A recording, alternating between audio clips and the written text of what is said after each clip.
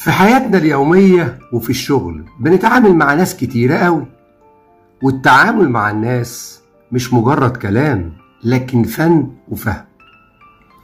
تحليل الشخصيات بياخد وقت، صح طبعا، لكنه الاستثمار هائل في نجاحك ونجاح علاقتك مع الناس. لما تتعرف على شخصية حد اللي قدامك هتقدر تختار اسلوب الكلام اللي يوصله بسرعة، وهتعرف ايه اللي بيحفزه وايه اللي بيخليه يثق فيه، وطبعا هيقلل سوء الفهم والصراعات الكتيرة، وبكده تقدر تحل اي مشكلة. نصيحة من القلب: اتعرف على اسلوب وانماط الشخصيات الناس الاول، لان اللي بيستثمر في فهم الشخصيات هو بس اللي بينجح في التواصل الفعال ويحقق تأثير حقيقي.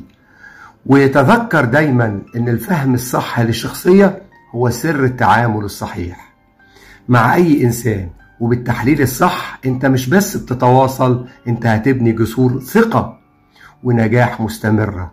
انا محمد النقيب، مطور العقول، ودي كانت كبسولة الحياة اللي هتوصلك وتفرق معاك كتير على طول.